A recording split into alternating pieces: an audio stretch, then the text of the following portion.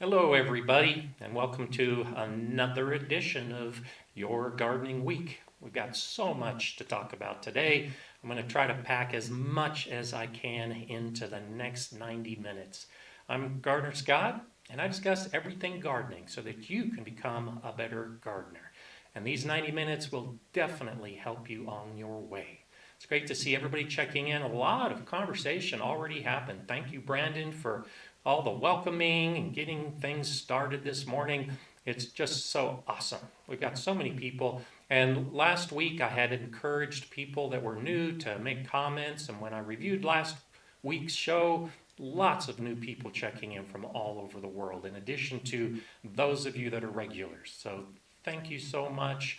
I know we're all interested in gardening, whether we're just starting to end our season in the southern hemisphere or just starting in the northern hemisphere. I think it's always an exciting time to be in the garden. So, welcome everybody that's been checking in. Good morning to everybody. And I've seen a lot of discussion going back about poison ivy. And luckily, I haven't lived in a region with poison ivy, but I did have family that lived with just inundations of poison oak. And so I spent much of my childhood being exposed to poison oak and having that kind of problem. And poison ivy is one of those kind of things that when you get in your garden, it can be very difficult to get rid of. And I really don't have any advice that I can offer you in your discussions about it, just because I haven't had to deal with it. So I wish you luck. I hope you can get rid of some of that so that you can get back to your raspberries and get everything else growing. Let's go ahead and start with a question that started this week from Brandon. He was asking about the green stalk system. And a couple of days ago, I released that video where I had my green stalk set up on the patio. It's a vertical tiered gardening system. And the question was about high winds and how stable it might be. We get extremely strong winds here in Colorado, and that was a concern of mine. I didn't talk about it in the video, but so far I'm not that concerned by it, because as I move it around and I'm shifting it to take advantage of the shade primarily, because I've got new seedlings in it and I don't want them to get burned. So I'm doing some hardening off in place. And as I move it to put some of the plants into the shade, it's very stable. There's so much weight of the soil and the water in each of those tiers. And because it's centered around that central core, it's not anything that I'm worried about blowing over, because the weight tends to be centered and directed towards the bottom. As the water is percolating through the whole thing, there's a lot of weight in the bottom. So I'm not going to guarantee that it's not going to blow over in high winds. I have the 4-tier system, and that's one reason why I went with 4-tier instead of 5-tier, because I had that little bit of a concern. You might consider that. And if you've got high winds and you want to try the green stalk system, go with maybe a 3 or a 4-tier system. And I've got a link below in the description that will give you $10 off if it's a system that you want to buy. You just enter Gardener Scott at checkout, and it's pretty interesting. The opportunity to be growing herbs and lettuces and other things like that on your patio. Any of the bigger plants I'll be growing, I'll be putting lower down, and that'll also give some weight to the bottom of the tower. I'm just going to be doing the light herbs and the light lettuces above. So I hope that helps you out, Brandon. So we've got everybody that is checking in. Tennessee, New York. Raymond, good to see you from Indonesia again. Wisconsin, Rocky Mountain Front. Kalispell, Montana. I went up, I guess it's been 2 years ago since we did a vacation in Kalispell. That was the year that the park had the severe fires. And so we were going up to Glacier National Park. And the day we got there was when fires first started appearing, and they actually closed the west entrance to the park. We were there for 4 days and ended up having to drive around into Montana to get to the east entrance of the park, and couldn't see much at all because of all of the smoke. So welcome from Montana, Alberta, Canada, Utah, Indiana, Wisconsin, Arizona, Ohio, Kuvi, hello in Russia, Pasadena, PJ, welcome. My brother-in-law lived, I think, 20 or 25 years in Pasadena, and a couple years ago, he decided to join the rest of us here in Colorado. He loved his time in Pasadena. I'm speaking for him to say he likes Colorado a little bit more. Daryl in Morrison, Maryland, checking in, Visalia, Pittsburgh.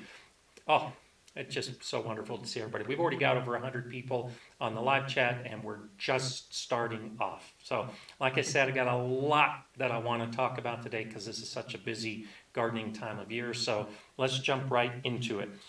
A question from last week, Cindy said, I'm a first-time gardener.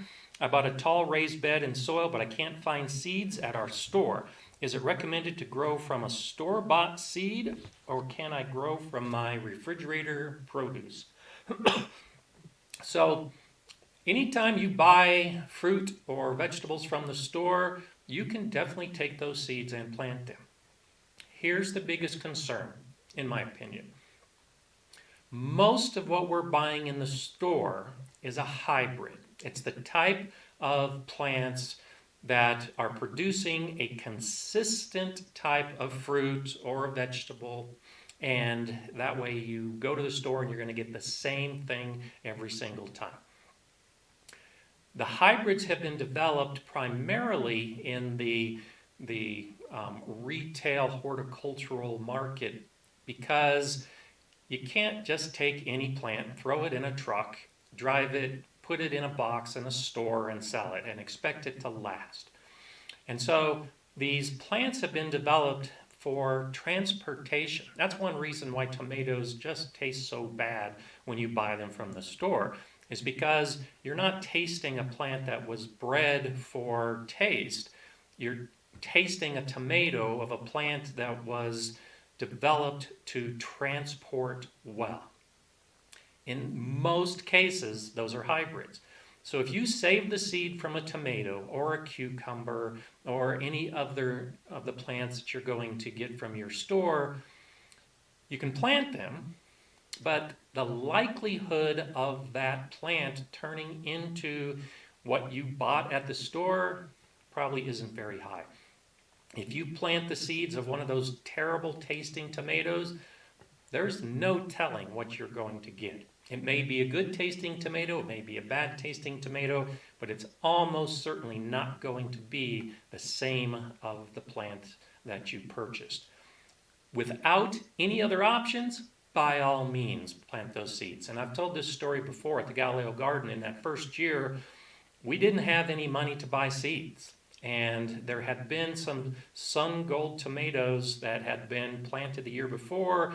Some of the tomatoes had fallen, and I let a lot of those seeds grow in the garden. I also collected some of those seeds, started them, and grew those plants as well. Sun gold is a hybrid. I planted at least 10 of the seeds and then put those plants into the garden, maybe even closer to 15. None of the resulting fruit was a sun gold tomato. Some were yellow, some were orange, some were red, some were big, some were small. None of them tasted as good. So, in a pinch, if you can't get seeds from anywhere else and you want to garden, go to the produce section of your store and do some of those seeds. Just expect that you're not going to get what you're hoping for. But you're still learning, you're still gardening, you're still out there, and you may actually have some luck and discover something that actually tastes pretty good. So Yolanda's saying my store's cutting off stocks, crazy. That's the problem. Blasphemous Buddha, the stores here finally have garden centers stocked. That's great.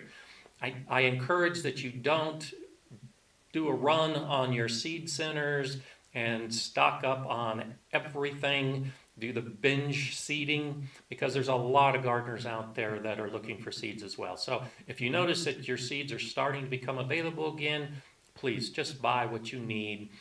Try to consider the open pollinated or heirloom varieties, because you can save those seeds, and then next year you won't have to worry about going to the store and buying your seeds. And I'll have videos that are coming up that'll be talking about that.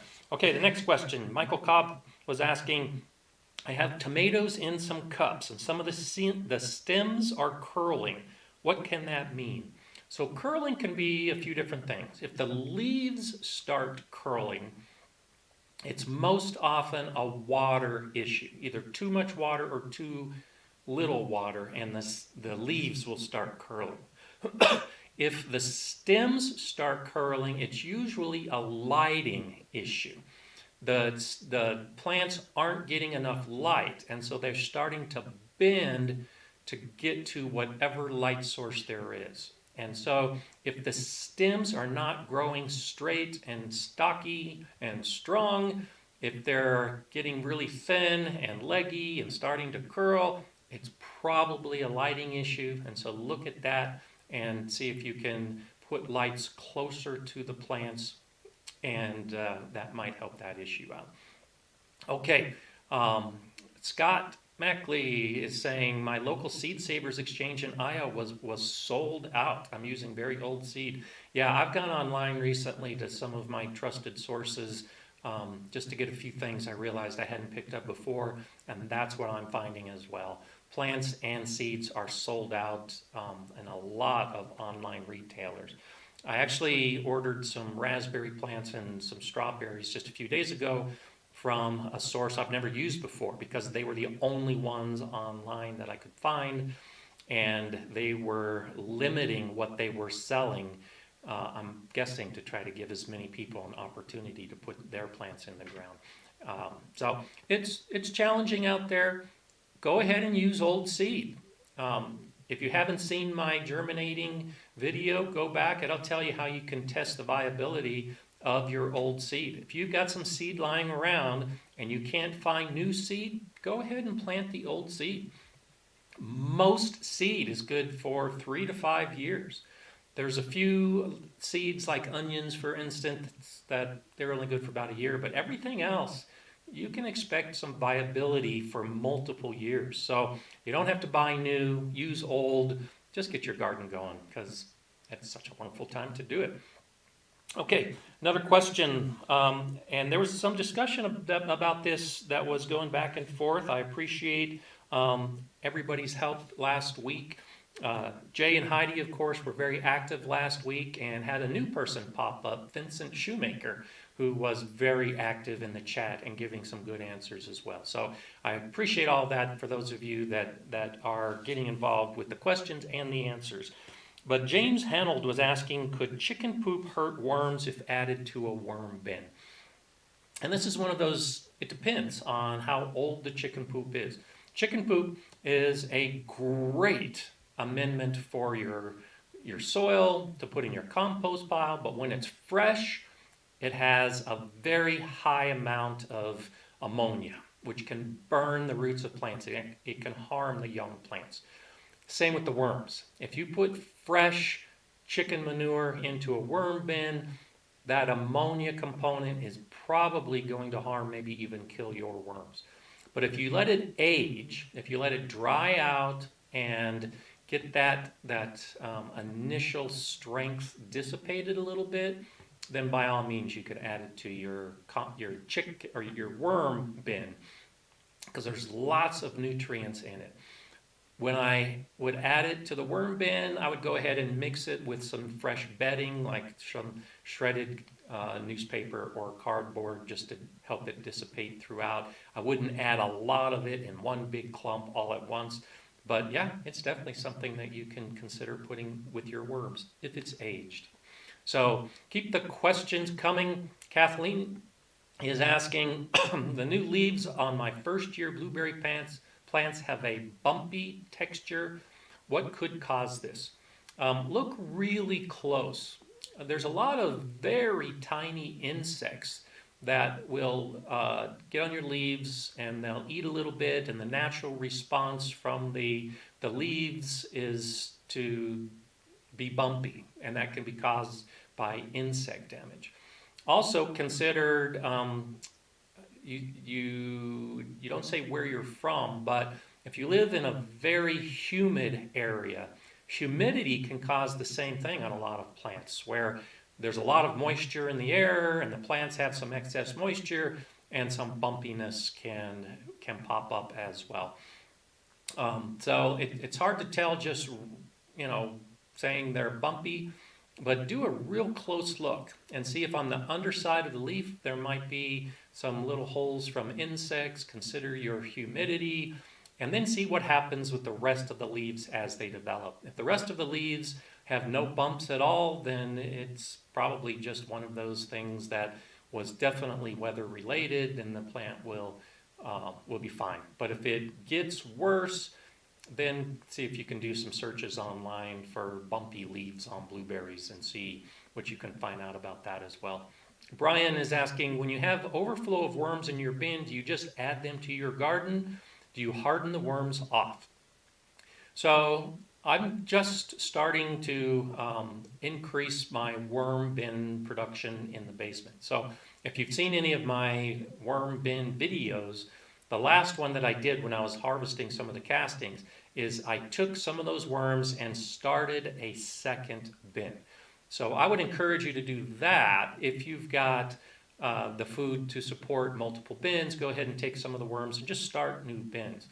You can add them to your garden, but be aware that the type of worms that are most often used in worm composting, vermicomposting, worms like red wigglers, they're the type of worms that, just based on their breed, will live in the top few inches of the soil. That's why they're so good in worm bins. They're not deep burrowing worms. So when you put them in your garden, which you can definitely do, you can put them in your compost pile. They'll do what they do, and they'll eat the organic material in the soil and then leave the castings behind. But they're going to do that their whole life, just a few inches within the top of the soil. That's fine during the summer, as long as you're watering your soil and making sure the worms have moist soil to live in. But if you live in a very cold area where the soil freezes, then you can expect that all of those worms are going to be killed over the winter, because they're not going to burrow deep like many other native earthworms will do to survive winters.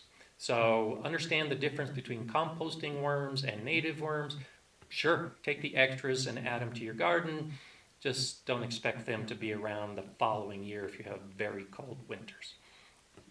Okay, question from Larry Adams last week. I've got one small raised bed that will likely be tomato and sweet pepper with a trellised row of peas or cucumbers at the edge. Any suggestions on how to do this? I think you're off to a great start, and I think that just keep trying it. The best way to do it, for some extra tips that you might not have considered, are how you actually put the plants. Definitely think about the sun and how it's moving across the sky and how it's going to shade out some plants. So, for instance, in that bed, you're growing both tomatoes and peas. Well, the tomatoes are going to get a lot taller than the peas, and so depending on when you start them, it's possible that the tomatoes will have so much shade that they'll shade out the peas. You can use this to your advantage, because peas are a cool weather plant, and during the height of the summer, they're actually not going to grow very well. So look at it two ways. If you are growing the kind of peas that have a very short growing time, then put them in the front of the bed where they're going to get a lot of sun. They'll grow, you'll harvest them, you'll pull them out while the tomatoes are still growing. If you want to grow more peas into the summer, well, then put those peas behind the tomatoes so they're not going to have the stress of the harsh sun. And so as you space your plants around your particular bed, consider how big they're going to get, not just from a shading perspective, but also from a trellising perspective. Is that bed going to be big enough for all the plants you put into it once they get full grown? So anticipate the spacing needs, and you may realize that you can't put as many plants into a single bed as you had hoped for. So go for it. I'm a huge advocate of mixing up plants and not doing monocultures, not doing all the same plants, especially all the same plants in one bed. So experiment a little bit with it, see how it turns out. But I think you're on a great path just to be trying those number of different plants when you're just starting out. Okay, Heat Cap is asking, my new asparagus seedlings look so skinny and fragile. Is this normal or is this because they are leggy? It is absolutely normal. And this is a huge reason why it's not recommended to harvest any asparagus at all for at least 3 years. In that first year, they're going to be very, very thin. And I think the video that I just released last night, I'm sitting on my asparagus bed, and you can actually see the asparagus in the background. They are extremely thin. They're not even the size of a pencil. Just let them grow. They will look leggy. The fronds will develop kind of a fern-like leaf at the top. Don't cut them back. Let them grow completely. Next year, they'll be a little bit thicker and there'll be more of them. The following year, there will be more of the spears popping up and they'll be thicker. And that's when you can start to harvest some of those thicker spears. But every year, let the skinny ones continue to grow because they're the ones that are going to produce those fern-like leaves that will give all the energy to the roots to make it through the winter. So, good question, but don't worry about it at all. Luz, good to see you again this week. And you ordered some Gardener's Got merchandise. That's fantastic. I've seen a few people that have already made orders. That's absolutely incredible. It says they don't have the kid sizes. Any plans for children's sizes? Let me go ahead and look into that because I'm not sure what the default sizes are. But if I can make sure that we add some kid sizes, I'll definitely take advantage of that and get some kid sizes on the merchandise. I'm hoping to have my Gardener Scott mug here within the next week or two. And so when I'm drinking my tea on the live streams, I'll have my Gardener Scott logo that you'll be able to see. So I appreciate the support. Look below the videos for the Gardener Scott merchandise if that's something that you're interested in. And I've had some good feedback on the design, and I like it as well. So I'm actually going to be getting my own merchandise just because I think it looks pretty cool too. Blessed 2 is asking, is it too late to start carrot and tomato seeds indoors? First off, I don't recommend starting carrot seeds indoors at all.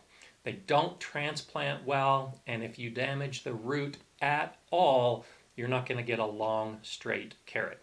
If you like short, dumpy, misshapen carrots, you can start them indoors, but they do best started outdoors. And my carrots that I sowed 2 or 3 weeks ago have just started coming up this week. It takes some warmer soil temperatures, and they're very slow to germinate. So it's not too late to get them started outside. You might have to put some shade over them going into the summer. Depending on where you live, I would say yes, it is too late to start tomato seeds indoors because you want them to have usually at least 6 weeks of growth inside before you put them outside. But if you don't mind starting your tomato or putting your tomato seedlings outside in late June or early July, then go ahead and start them now. If you've got a really long season, zone 7 to zone 9, you could probably start some tomato seeds indoors right now, give them 6 to 8 weeks indoors, put them outside. It'll be the height of summer, so again, you're going to probably need some shade protection on those young seedlings initially. Definitely harden them off, and then they'll be growing until your cold weather comes. So generally, I would say it's too late for both of those if you were going indoors, but it's definitely a possibility. Wild Ones Homestead, what about transplanting asparagus? I have a bed that's a year old. Oh, there you are. The chat just shifted really quickly for me and I lost it. I have a bed that's a year old, but we're expanding the garden and I'd like to move it. when is it best to do that? You can do it anytime, just like any other plant. You can transplant. It's best to do it when the plant is dormant. And so that's why when you buy asparagus from a nursery or an online source, you're going to buy dormant roots because that's the best time for them to be moved. You put them in the ground in early spring and then they grow. So if you have the time, go ahead and wait until the winter is over and the ground is starting to thaw and dig up your roots and transplant them early next spring. If you want to do it soon, then do it soon before it gets really hot and try to dig up as much of the soil with the roots as possible. They don't like to have their roots disturbed. So you may be adding an extra year or two on the plant before you can start harvesting it again. But you can try it. Just be really gentle with those roots. Try not to handle them directly if the plant is already growing. 1-year-old asparagus, I would try to just take my spade, stick it in the soil, get a full shovel full around that plant, and then put it in the ground in a big hole so that I haven't disturbed the roots at all. Okay. Excuse me. Love of Life 06 is asking, what zone is California? California probably has at least 6 to 8 different zones. It all depends where you live. If you're living in Northern California, around Shasta, for instance, higher elevation, mountainous, you're probably in a zone 5. But if you're living down in San Diego, and for those of you that might be on that are living in Southern California, you might be in a zone 9 or 10, maybe even 11. And so it all depends on where you live. To find out your zone, go ahead and just do a quick search of either your zip code or your city and say, what zone is Shasta, California? And it'll tell you what your zone is. So the zones tend to run in horizontal bands across the United States, with the colder zones in the north and the warmer zones in the south. Okay, let's get to another question from last week. Marcia Andre was asking about cotton hulls. Do they make good mulch or amendment for sandy soil?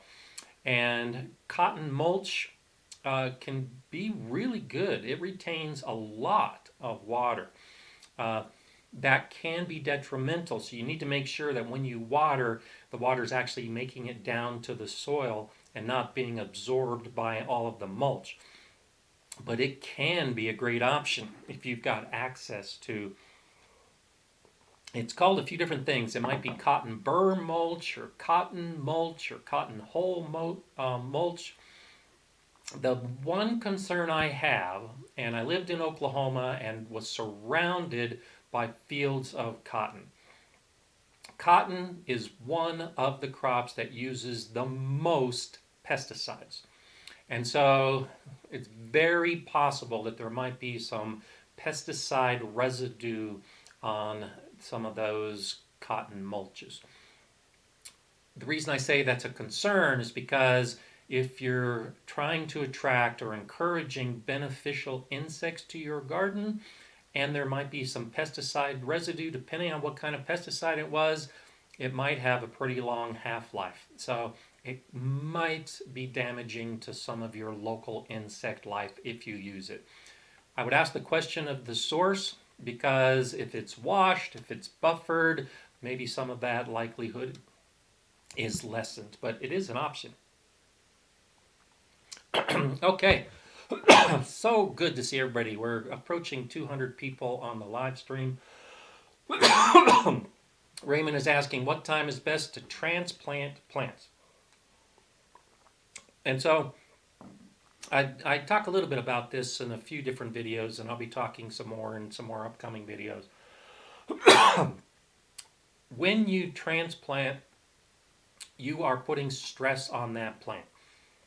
So if you can reduce the stress in any way, you want to take that advantage. One of the biggest stressors of plants is the sun and then the heat of midday.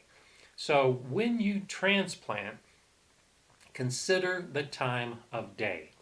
And you don't want to transplant at all, if you can avoid it, during the middle of the day when the sun is at its highest and it's the hottest. Ideally, you should be transplanting when it's overcast and cool because that lessens the stress on the plant. I'll do most of my transplanting late in the day when the heat is dissipating and the sun is starting to get low in the sky. I'll put the plants in, and their first exposure to my garden are the cooler conditions of the night. So they don't have that harshness. And then during the day, they're being exposed to a gradual increase in the sun in that particular position. They've been hardened off, so they should be able to handle the cool conditions of the night and the warmth of the day, but they've had a good amount of time, maybe even 18 hours, with their roots in the ground, getting used to their new spot in the garden before that harsh sunlight hits. So consider that. The best time is if you can look at your forecast and go ahead and do it in the morning of an overcast day. Now they've got all day of cool overcast conditions, then the night, and then they can be exposed to sunlight. So take that into consideration. Okay, Derek, good to see you checking in from Alberta. Always nice to see you every week. Tammy Clifton is responding to Dean Goldberry, talking about the chip drop. Got 2 loads. First load was pretty good. Second, I allowed a few logs and got mostly logs. Otherwise, it's great. Yeah, I have a video about wood chips, and in that video, I talk about chip drop and how you can access it. It's a free opportunity to get some wood chips or some logs. You never know how much you're going to get. You never know the quality of what you're going to get. And you never know if you're even going to get it. There's a lot of areas where the tree services are participating in chip drop. You can order it and maybe have it delivered within that day.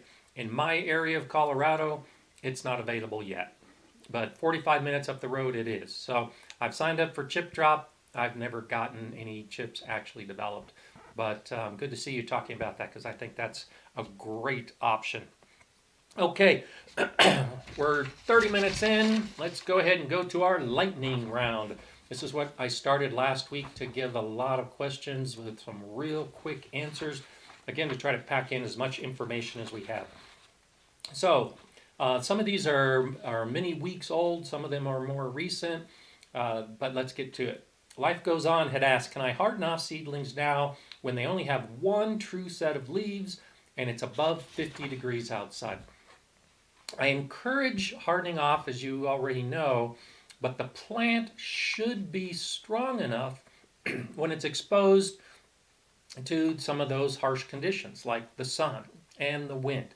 And one true set of leaves usually does not make the plant strong enough to be out for very long at all. So yes, you can start hardening off with one true set of leaves, but it may only be for 10 or 15 minutes before you bring them outside.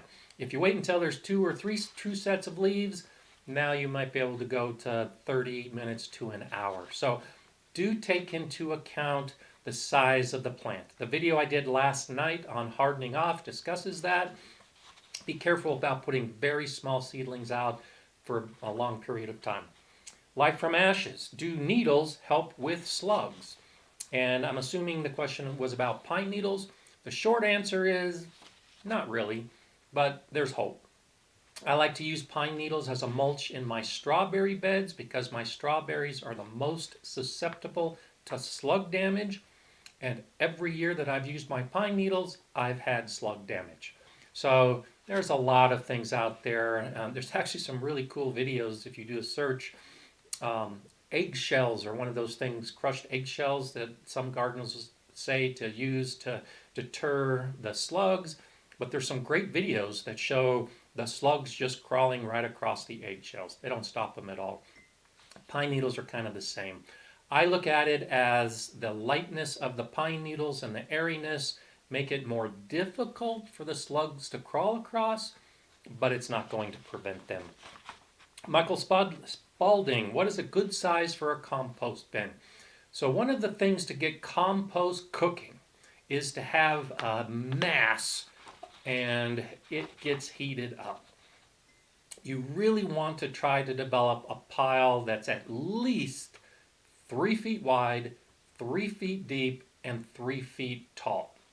That will get enough volume that it's starting to heat up and the bacteria will generate the heat that is necessary for decomposition. If you look at my video on understanding compost, you'll learn more about the different types of bacteria when you make compost. Temperature is a critical factor. To get a really good pile, a hot pile cooking fast, go with 4 feet by 4 feet by 4 feet. Smaller piles are going to take a lot longer to decompose. Dead-Eye Joe 37, what is your take on using used coffee grounds in the garden? I hear it's great, but also hear that caffeine adversely affects the plants. So those of you that drink coffee, how often do you take your used coffee grounds and use them to make a second or third cup? My guess is almost never. Caffeine in the coffee grounds is pretty much gone once you've put the water on the grounds and have drunk the coffee. All the caffeine is in that coffee water. They're not in the coffee grounds. So coffee grounds can be great in the garden. They have a pretty good nitrogen component. Add them to your compost as a nitrogen source. It can definitely boost your pile, but don't worry about the caffeine. Don't worry about any of the other concerns along those lines because they're leached out by the water. Okay, Frank DiCostanzo, are there any indoor plants that can help repel viruses? And this came from a few weeks ago, as you might guess. I've not been able to find any evidence of any plants that repel viruses. There are many plants that you can grow indoors that can actually enrich the air, but nothing that will repel a virus. Ocean Eyes, there are many different ratings for shade cloth. How do you select the proper shade cloth? It all depends on what you're using it for. And so I often use a 30% shade cloth, which means it cuts down on 30% of the sun for some of the plants like tomatoes during the hot summer with the windy conditions that we have. Because if tomato or if the outside temperature gets above 90 degrees, then the tomato flowers can actually not pollinate. The blooms can fall. So on the few days that we get close to 100 degrees here, I'll use a 30% shade cloth just to help cool those tomato plants enough to get the blossoms so they will pollinate. But other plants that you might be trying to grow during the summer, some of those plants like peas and spinach and lettuce, you might want to use a 50% or a 60% shade cloth because that's cutting down a lot of that heat and warmth that the sun is producing, that harsh sunlight. And so just consider why you're using the shade cloth and what the plants are underneath it, and that will help you decide there. So it depends on what you're growing. Move North Homestead. How do you make leaf mold? It's extremely easy. Just take a bunch of leaves and put them in a big pile or a bin or some type of enclosure. Kind of like the compost, you want a lot of volume. The more volume you have, the quicker they'll break down. And then try to keep it moist. Crushed leaves work better than whole leaves. And if you can add a little bit of nitrogen to the leaves, then it'll break down even faster. And if you don't know what I'm talking about when I say leaf mold, it's basically compost made with nothing but leaves. It's very rich. It's a fungal rich type of compost. It's got a lot of minerals. It's great, but it can take a year or two to make. So take a bunch of leaves, put them in a big pile, keep it wet, and add some fresh grass clippings or some chicken manure to hasten it. And that's it. That's all there is to making leaf mold. Liquid Solidus 9000. Do you have any experience growing carnivorous plants? And I do. It's actually one of my very first gardening experiences. Way back when I was in 6th grade, I got a Venus flytrap, started growing it, actually entered the school science fair with my Venus flytrap and my charts and my pictures, and I won my school science fair. And then that meant I got to go to the county science fair. So I took my Venus flytrap and all of my pictures and my charts, went to the county science fair, set everything up on a table, and the way they did it is you had everything set up and you couldn't do anything with your exhibit until it had been judged, which was like 2 days later. 2 days later, I went, my Venus flytrap had dried up and died. So my experience is growing Venus flytraps and killing Venus flytraps, because most of the carnivorous plants reside in very humid environments around the world, very warm and humid environments. And so if you want to grow them, I say go for it. It's really cool, but you need to make sure you keep them moist and you keep them humid, or like my 6th grade self found out, they'll die. Nguyen Chan. Can cool season plants be grown during New England summer under shaded areas, maybe 4 to 6 hours sunlight or less? And I wanted to talk about this in conjunction with the shade cloth. Yes, you can grow plants in the summer that are the type that I won't say require, prefer the cool season plants if you use shade cloth. You can also grow them in areas that get shade.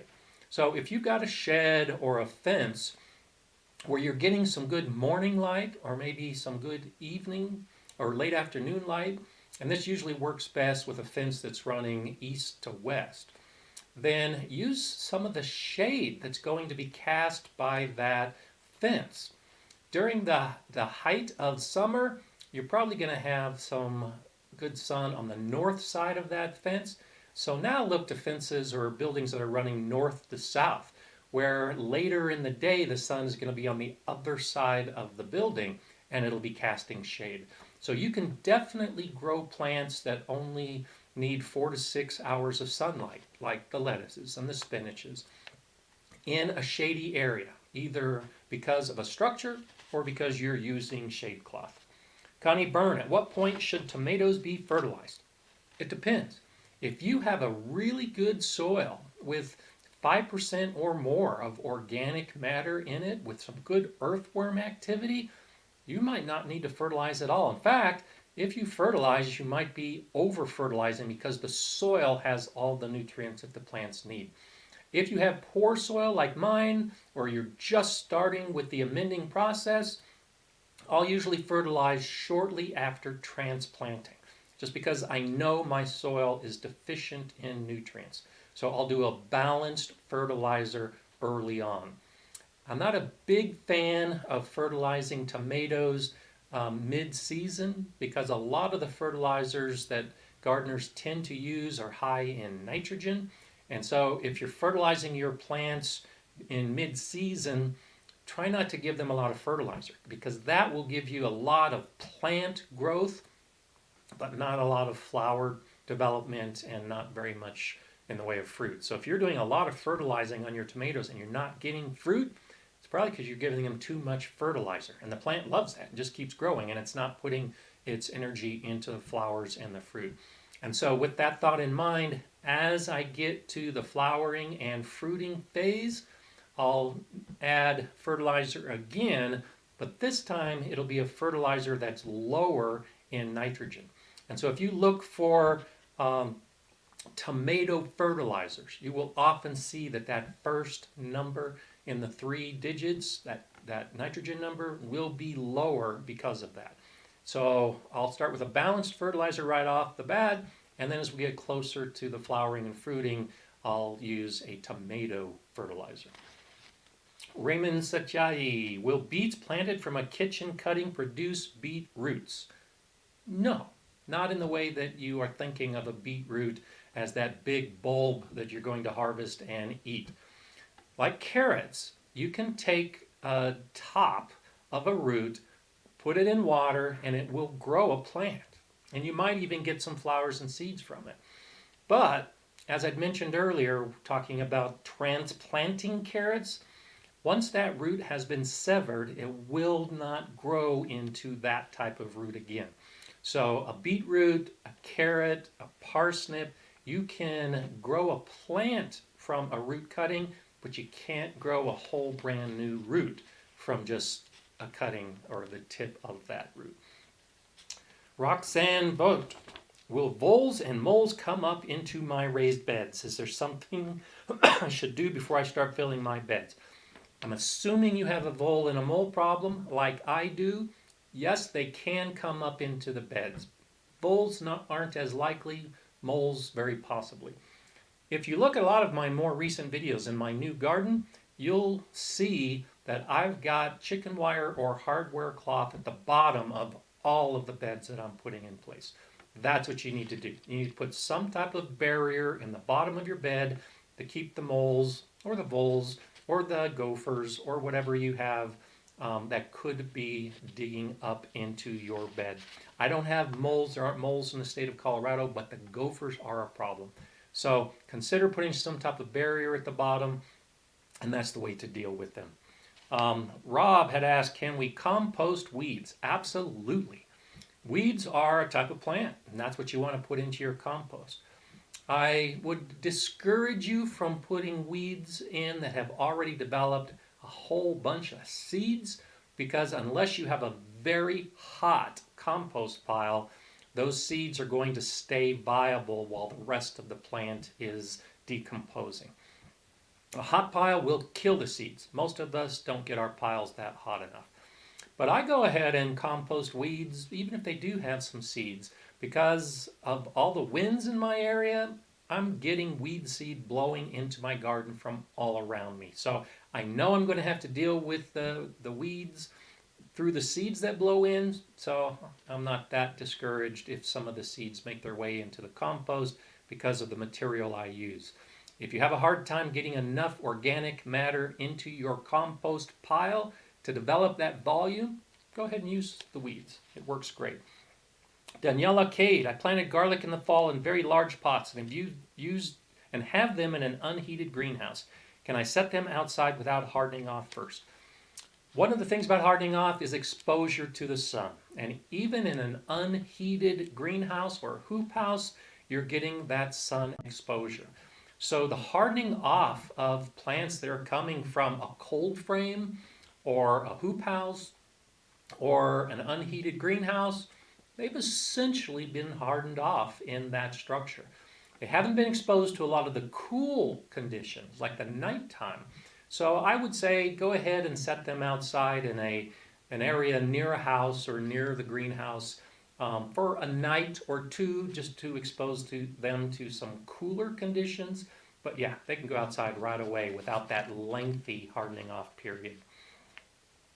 Huatzadol, I'm looking for a soilless growing medium. Would shredded old clothing work? Very possibly, but you have to consider what type of clothing it was. So if it was clothing made from cotton or hemp, if it was a natural fiber, like wool even, then it will decompose and it probably can be a good growing medium. I would not suggest using some type of man-made fiber.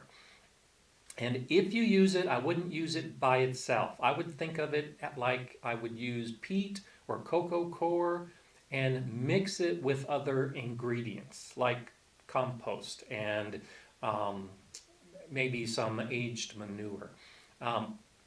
Try to get it into particles as small as possible, so cut it up, rip it into small pieces, mix it with other things. It's going to take a long time to decompose, and as it starts to decompose, it's going to take a lot of nitrogen. So it's an interesting option to use in a soilless mix, but you're going to have to add nitrogen fertilizers to help with that decomposition, or else that material is going to be robbing nitrogen from the plants that you're growing in it. And then Lorenzo Lamas, if you're on, I want to give a shout out to Leela.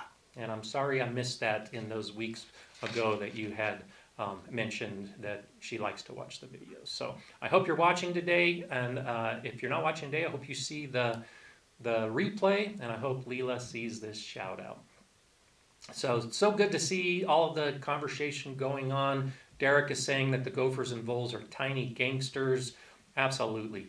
If you don't know what a vole is, because I didn't know what a vole was until I moved to Colorado, it looks like a mouse. And we actually, in our front yard at the last house, my wife saw a small creature in our window well, thought it was a mouse, wanted to rescue it, picked it out of the window well, and put it in the garden, not knowing that it was a vole. And then, of course, I had to deal with voles in the garden. It's one of those things that if you don't have them, count yourself quite lucky. Okay, still more people checking in. Newark Valley, New York, New Mexico with Tony. It's so often. Blessed 2 is asking if anyone here is in Zone 5B. I'm in Zone 5B. I've asked the question before and had a lot of people that have checked in from Zone 5B.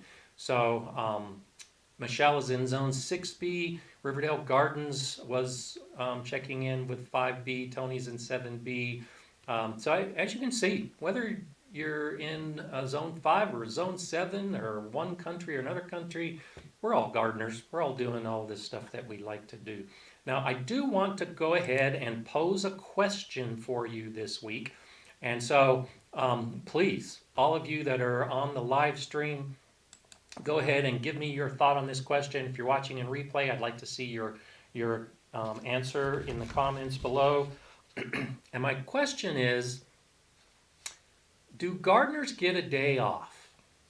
And I'm posing this to you. Do you feel that you ever get any days off when you're a gardener? And I was thinking about different ideas for future videos, and this came to me, partly because gardening takes a lot of work. There's a lot to do, and you just can't leave. If your plants need water, especially the young plants, you gotta water the plants. So the reason I'm asking this question is just to get a feel for how you think of your gardening. I don't really think of it as work, and so I don't think that I need a day off, because I'm going in the garden because I like to be in the garden and I like to do the gardening activities. What do you think? Do you think it's so much work that you wish you had a day off? Or is your gardening taking you away from other things that you would like to be doing because essentially you never get a day off? Or how do you fix it? Do you hire neighbor kids or family to watch the garden so that you can get a day off and maybe do some travel? So I'm interested in your thoughts, because as I develop a video on this, it's probably going to be one of those winter videos. But I'd like to share some of your thoughts in that video, and I'll share what your comments are as we move forward. So that's one of my thoughts for this week. Russell Bublitz, what is a good organic alternative to replace perlite in containers?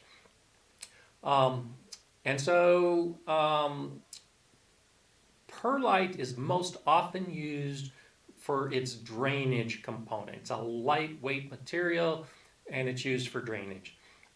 There really aren't many problems with using perlite, and so I don't necessarily replace it in containers.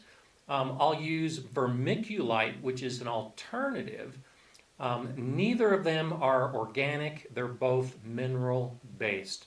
But if you're looking for something to add drainage to containers that is completely organic, now you're looking at a compost that's partially decomposed, so it still has some pretty big pieces, and those big pieces will help create some of that pore space within the soil that can allow the water to drain through. So don't necessarily discount perlite. It can be more expensive than other options, but good old compost is usually the best thing to rely on. Okay, let's get to another question from last week. And this is one I want to highlight as the question of the week. Cody Bontroy was asking, how do you get rid of bad bugs or insects? And if you've watched any of my earlier videos talking about insects, I don't use any chemicals at all in my garden to deal with my insects. In fact, my primary way of getting rid of the bad insects is mechanical. And that means I'm out there, and if I see a bad bug, I pull it off the plant. And you'll see suggestions of take the insects and put them into some soapy water, and that'll kill them. Well, if you've been doing it for as long as I have, especially had plants damaged by some of these insects like the Colorado potato beetle or cucumber beetle, you see it, you hate it, and I just squish it between my fingers right away. That's how I deal with a lot of these insects. The smaller insects like aphids, I'll just spray them off the plants. That's another mechanical way of dealing with the insects. But the way I prefer, and that I really encourage, and that I work hard to develop, is natural development of the beneficial insects, the predators that are actually going to attack and either eat or cause the bad bugs to die. And I had a comment this week from one of the viewers who had seen a caterpillar, often a hornworm that's on a tomato plant, and you have all these little white things that are growing out of it. Well, those are eggs that a predator wasp has laid on the caterpillar. And those eggs will hatch and eat the caterpillar from the inside out. That's how nature takes care of a lot of the bad bugs. And so you can expect a video, I think it's coming out in 2 weeks, maybe 3, where I'll be talking about attracting beneficial insects to the garden. And so by planting different flowers and herbs and grasses, you will attract the beneficial insects. That's the way I encourage all of you to garden, is a whole system where you're going to have some bad bugs, and you're going to have some plant damage, and you're going to lose some of your harvest. But the good bugs will be there. And I've already seen an increase in the ladybug. So last week I talked about how aphids will be the first bug that comes into your garden. And with the aphids there, when the ladybugs start to appear, now the ladybugs have food, and they'll start laying their eggs for more ladybugs. So don't try to get rid of all of your pests. Just try to develop a system to deal with those insects that you don't like. Pluck them off, kill them, bring in the good bugs. That's the way to do it. Okay, so I had, in the description for today's video, talked about a few of the other things that I wanted to talk about this week. And one of them is making your own gardening videos.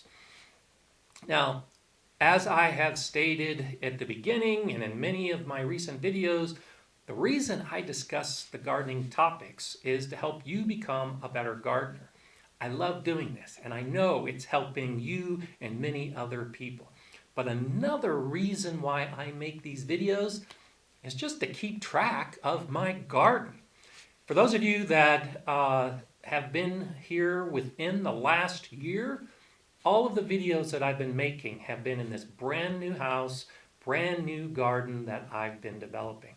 And in a couple weeks, I'll do a video where I'll be walking through the garden and I'll show you all of the progress that I've made in 1 year.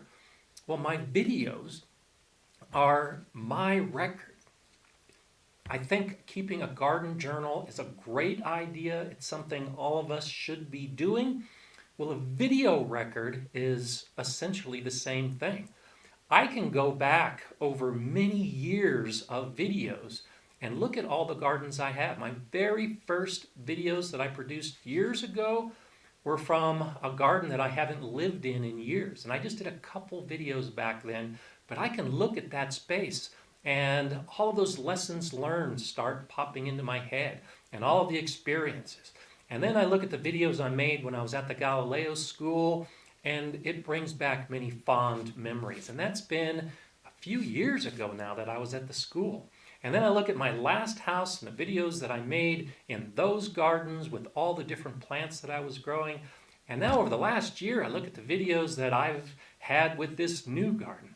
So I'm giving you information to help you in your garden, but I'm also enjoying my own journey in gardening as I look back on these videos. I encourage you to do the same thing. You don't have to start a YouTube channel, but just start a record. Before the videos started coming along, for decades I've been doing before, during, and after photographs on different gardens that I've had. I think the videos work better because you can give a narrative while you're filming. So this week, a lot of us are going to be transplanting, a lot of us are going to be starting seeds. Go ahead and take your phone and just record yourself in that moment. What you're thinking, why you're putting that plant in the ground, why you're putting that seed in the ground. And then film what you're doing. And then over the course of the season, maybe every week or every month, whatever works best for you, but go back to those plants and do the same thing.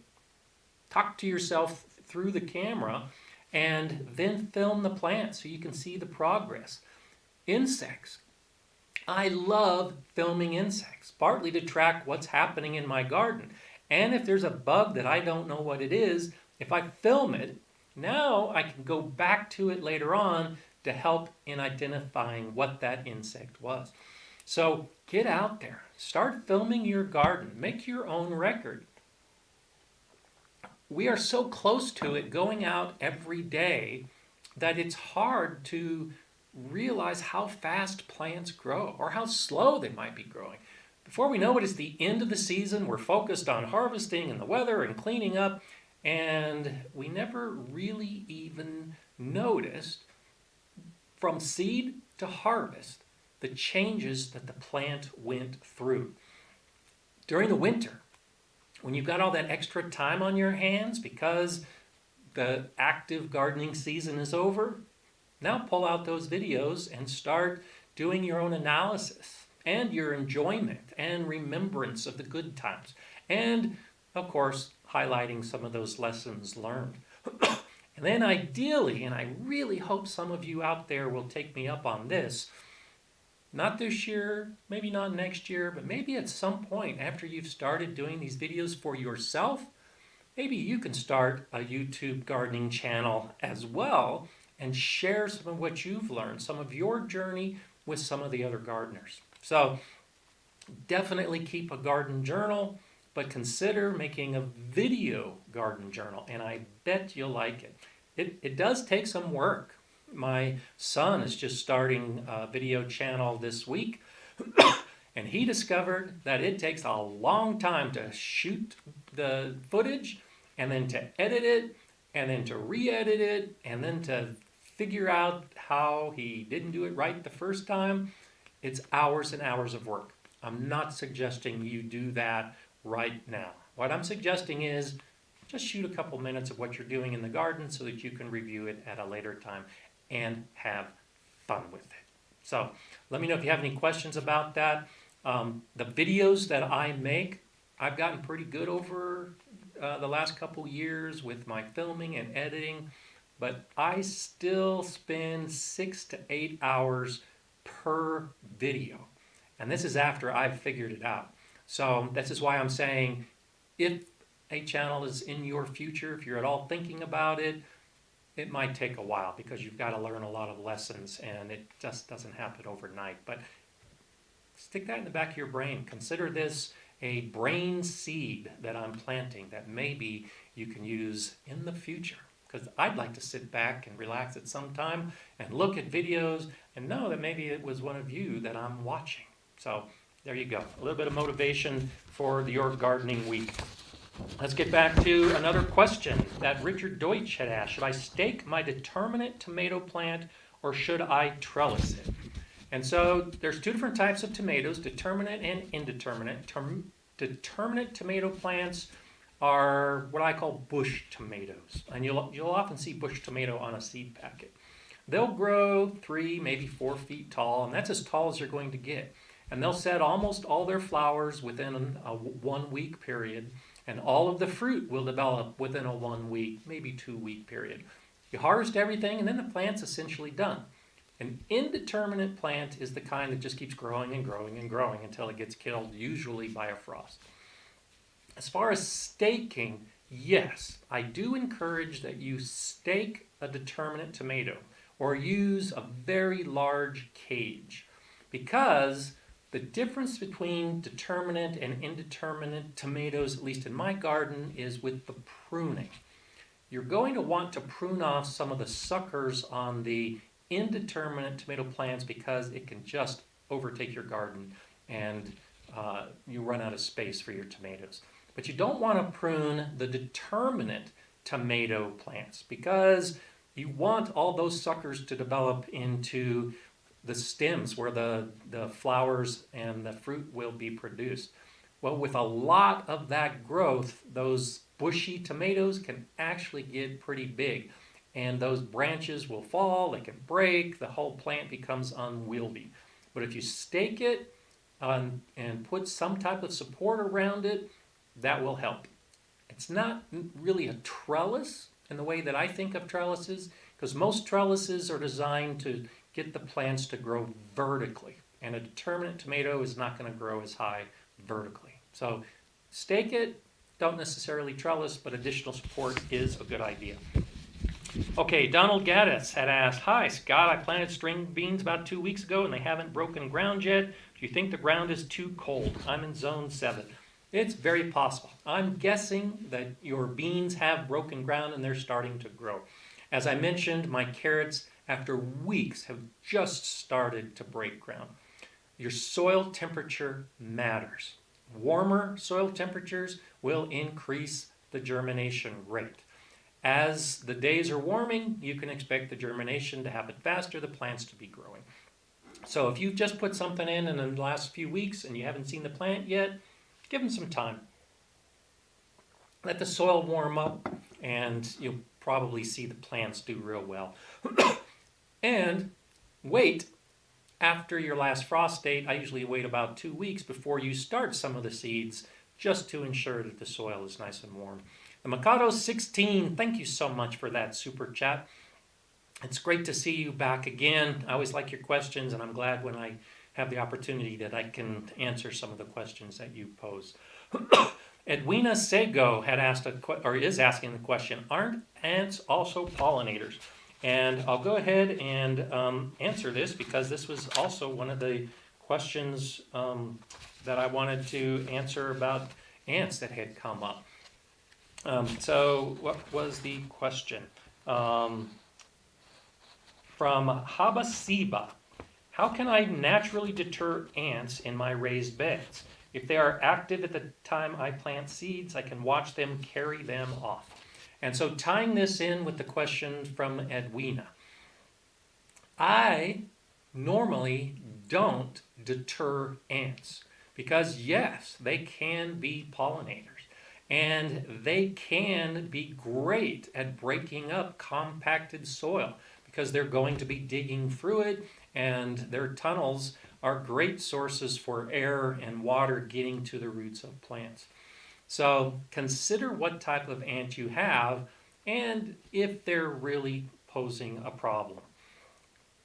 If you just don't like ants and think they're a problem, give them some time. You may realize they're not that big a problem. But if you have noticed that they are literally carrying off the seeds and you're looking for a way to deter them until the plant starts growing, think about how ants travel. They use their pheromones, they're scent-based. And so you'll have an ant, kind of like bees, where they find the source of the food and then they want to tell the rest of the nest where that food is. So they'll leave a scent trail that the rest of the ants can follow. If you can disrupt that scent trail, you're going to deter the ants. You can use vinegar, you can use cinnamon. I often, if I see a trail of ants going into an area that I'm concerned about them carrying away the seeds, you can just scruff up the soil for 6 inches, maybe more. Just break up that scent trail, and that should be enough to deter the ants. If they really are a big problem, then try to trace the ants back to the nest. And one of the extension services has a fact sheet online where they've done some research and found that pouring boiling water into an ant nest works about 60% of the time to just keep that nest from producing any more ants, and you'll have fewer problems. I like ants. Like I said, I don't deter them. If they're carrying away your seed, maybe you might want to put the seed in a little bit deeper, or consider putting a light mulch over the seed and just let the ants go about their business. Okay, yeah, Jesse points out they have a symbiotic relationship with aphids, so that's what I don't like about them. Yes, but it takes a lot of ants. And so the ants on some plants will go up, and the aphids are producing a honeydew. They secrete it, and the ants will use that as a food source. This gets back to the encouraging the beneficial insects. I haven't had that big of a problem with the honeydew secretions and the ants in my garden because I've got a lot of ladybugs and I've got lacewings. I've got those beneficial insects that are eating the aphids. And while it is possible that the ants could try to group up and attack one of those beneficial insects, it really doesn't happen that often. The beneficial insect will just fly away. And so even that isn't that big of an issue for me in my garden. But yes, if that's a concern of yours, by all means, you can take some method to deter. There's still that scent trail going down that plant that leads between their nest and the aphids. So go ahead and try to disrupt it, and you might be able to deal with some of those aphid issues that you have. Okay, Evan had asked, howdy Scott from Southern California, do you normally gently break up the roots when uppotting seedlings? Sometimes. So I'll break up the roots of the bigger plants, the perennials, the tomatoes, some plants that have some substantial root growth and some thicker roots. But for the smaller seedlings that don't have really substantial roots yet, I'll just take the whole root ball and then I'll put it into the new pot and put soil around it. I don't like to disturb those roots at all if I can avoid it. I did read some studies a number of years back from, I don't remember the university, I think it was some doctoral work, that showed, particularly with tomatoes, and this holds true with a lot of other plants, that when you break off a root tip, it forks and it'll send out 2 roots from that broken point. And that's one reason why I do it with plants like tomatoes, because I really want a substantial root system.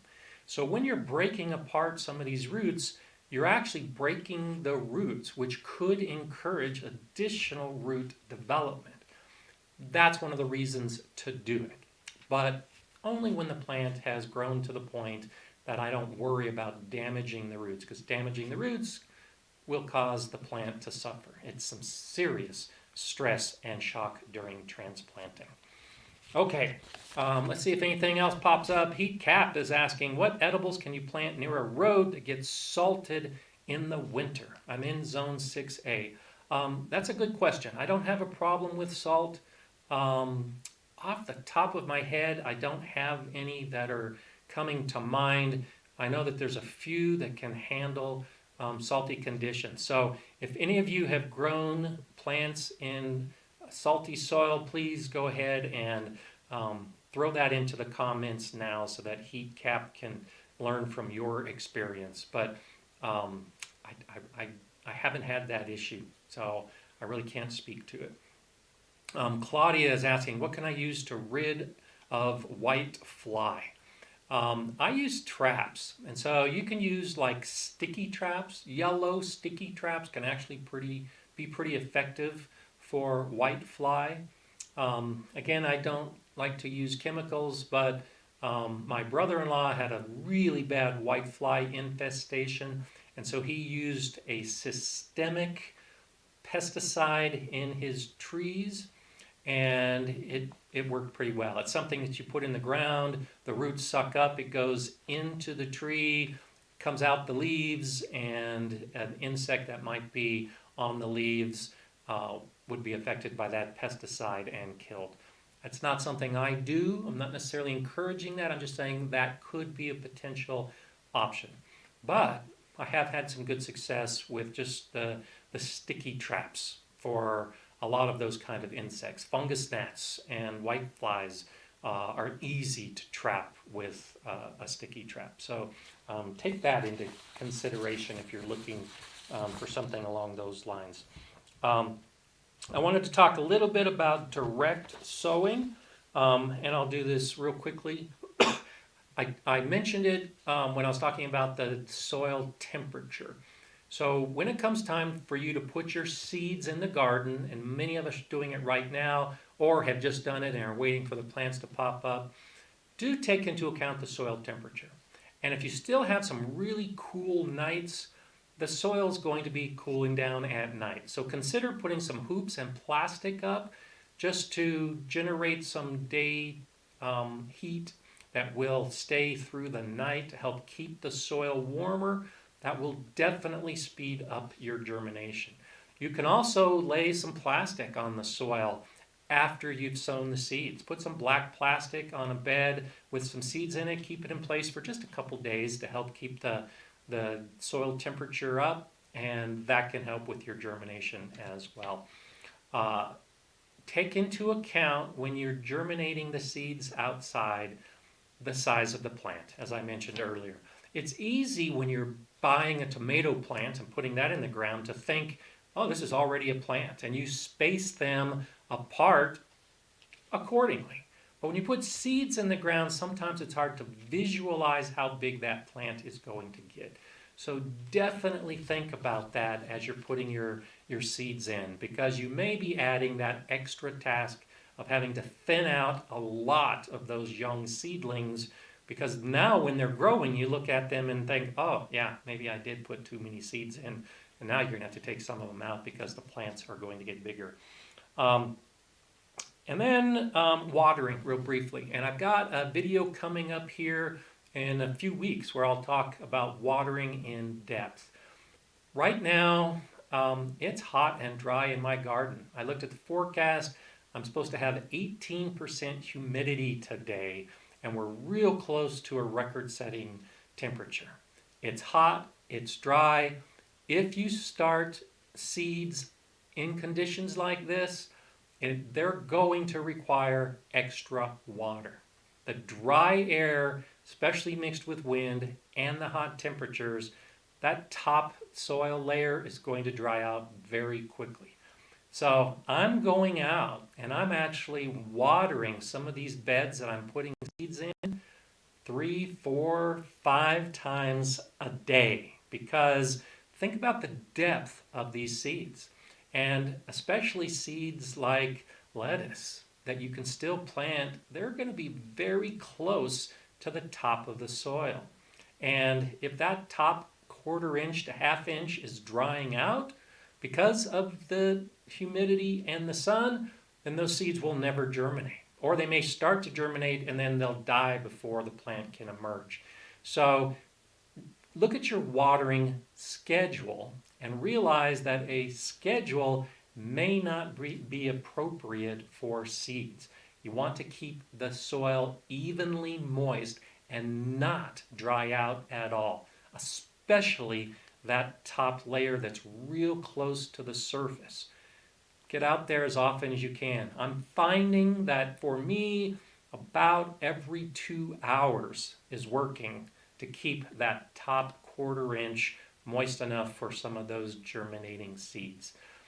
It might be less for you, it might be more. We haven't had any rain in a long time, so I have to get out there every 2 hours. Just realize that you can't get into that gardener habit of, oh, I'm just going to water my garden every morning and the plants will be fine. Yes, the plants might be fine, but the seeds, maybe not so much. Okay, let's go ahead and talk about the philosophy point of the week. And this is the time where I share some of my thoughts, and hopefully it's a subject that maybe you've already thought about and you're wondering how you're going to deal with it, or if you haven't thought about it, maybe it will generate some extra time in your brain to put you on a good path in your gardening journey. Gardening is hard. I look at gardening as an overall philosophy, and I approach gardening like I approach life. I try to enjoy it. I try to learn from it, and there are many lessons along the way. But one of the things that gardening and life have in common, it's hard. It's hard to get through it without some bad things that are happening along the way. And so it can become quite overwhelming. That's the subject of the week, is how to deal with gardening when it really starts becoming overwhelming. If you're a brand new gardener, or if you haven't gardened in a while and you're just getting started again, start small. I've said this many times and you'll hear me say it again. This is one of the ways that you can avoid being overwhelmed in the garden. Because if you're having to go out every 2 hours to water, and if you have to deal with the whiteflies and the ants and all those other things, and then the plants are growing, and you have to figure out whether you should fertilize them or not, and then they start dying, or maybe they're doing great, but you're not getting any fruit.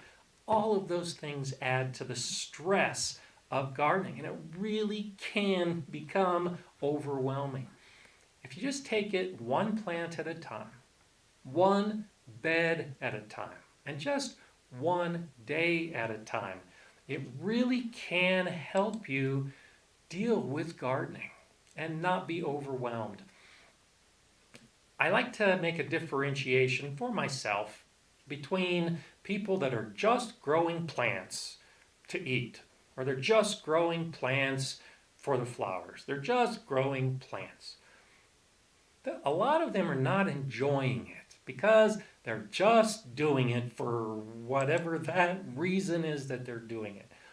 A gardener is growing plants for those reasons, but also because it's enjoyable. It gives you a sense of accomplishment. You are succeeding at something, even with all those failures along the way. So take it slowly. And when you start feeling overwhelmed by the work and the stress and the things that are going wrong, then just stop and think about why you're gardening. What is it that you get from gardening? Is it that enjoyment? Is it that satisfaction? Is that accomplishment? What is it you benefit from when you garden? And stop and focus on that before you move forward. And then it won't be so overwhelming. When you finally reach that point with 1 or 2 beds, you're going to be tempted to add 1 or 2 more beds. Now, all of those problems that maybe weren't as big in a small garden are amplified. You've got more plants, more beds, more concerns.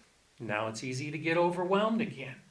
Slow down, 1 plant at a time, 1 bug at a time. This is one of the things I do, and why I'm going to be having a video talking about watering, and I'll be bringing this into that video. I like to hand water. I find it soothing and comforting because I can focus on 1 plant at a time, in 1 bed at a time. And as I'm watering that 1 plant, If there's a bug on it, I pluck the bug off and kill it. If there's a weed growing nearby, I pull that weed. And then I move on to the next plant. That plant is fine. Well, there's that little bit of satisfaction and enjoyment that helps me through my day. I get to the next bed, I might have the same insects. I might have different insects. I might have more weeds. Doesn't matter. I deal with it one plant at a time. And by the time I'm done watering, insects have been dealt with, bugs have been dealt with. Maybe I recognized that I needed to add some more mulch, but I'm spreading a lot of these gardening tasks over the period of time that I'm in the garden. If you don't do weeding on a regular basis, the weeds by themselves can be overwhelming. You might need to spend a day or two or more doing nothing but weeding. Well, don't allow yourself to get to that point where you're overwhelmed by the weeds. Just pull the weeds out one at a time as you see them. Fertilizing is also another one of those issues that can become overwhelming, especially if you have a really big garden. You have a lot of plants and they all need to be fertilized. Well, you don't have to do it all at once. At the Galileo garden, we had 101 raised beds, and we were typically growing in 50 to 75 of them at the same time. We didn't try to fertilize everything all at once and be overwhelmed by fertilizing. We would just pick one or two beds, and we'd mix up the fertilizer, usually something like comfrey tea or the fish emulsion. We'd get a couple people together and we'd fertilize. We'd spend maybe half an hour with maybe 3 of us fertilizing, and we could do a lot of beds. Well, think about your own garden space. Rather than try to do everything at once, if you know your plants need to be fertilized, get your gallon or 2-gallon watering can, mix up some fertilizer, and go out there and just fertilize until the can runs out. And that's all you're going to do for today. And then tomorrow or the next day, you do the same thing. Just do fertilizing 1 watering can at a time.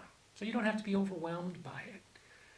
Break all of your gardening tasks down to the simplest components, and then do those components over a long period of time, and you'll realize that it's easy to enjoy. Some of these overwhelming tasks are only overwhelming because there's so much in such a short period of time. When it's spread out, it's not overwhelming. It's something you can do. It's something you can enjoy. It's something you can film. It's something you can learn from and relax. Yesterday, I had a lot that I had planned to do in the garden. And believe it or not, I actually started feeling overwhelmed. I have about another 10 to 12 raised beds that I am still planning on building. And I want to get them built and filled by the first week of June. And it hasn't happened yet. And I was starting to get that feeling like, how am I going to do this? Well, I stopped. I went out to the garden. I sat. I looked at that space. I walked around the space where the new beds are going to go. And I realized I don't have to do all 10 beds at the same time. I don't have to do them all in one day. I don't have to buy all of the materials to build those beds, which was starting to make me get that overwhelmed feeling. So today, after I finish with this live stream, I'm going to load up the trailer, take it to one of the local big box stores, buy enough material to make 2 beds. And maybe today, maybe tomorrow, I'm just going to make 1 or 2 beds and get those filled. Then I'll worry about another 1 or 2 beds. Then maybe by the first week of June, I'll have those 10, 12 beds that I'm hoping to do. If it doesn't happen, it doesn't happen. But I would rather enjoy gardening and not have things happen than to do things and it creates a negative feeling, that overwhelming feeling where I just get to the point that I don't want to go out because it's just too much. I don't like that feeling. I don't think you like that feeling either. So there's some of my thoughts. That's how I approach it. I hope it helps. If you start feeling overwhelmed, well, then get on the Facebook page at Gardner Scott. Throw me a question, throw me a comment. Let me know you're starting to feel overwhelmed and why, and I'll do what I can to help lessen some of that concern. Facebook is a great opportunity. I haven't had very many new people popping up on Facebook. I've had a few new people on Twitter, but Facebook is a great way for us to extend this community and for all of us to help each other out, in addition to all the comments. So over 200 people that are on right now. Thank you so much for everyone that's done this. You've seen the format. If you're brand new to it, a lot of information covered today. I know I had 15 of those lightning round questions. I had 10 of the questions from last week. I think I covered maybe 5 questions from this week.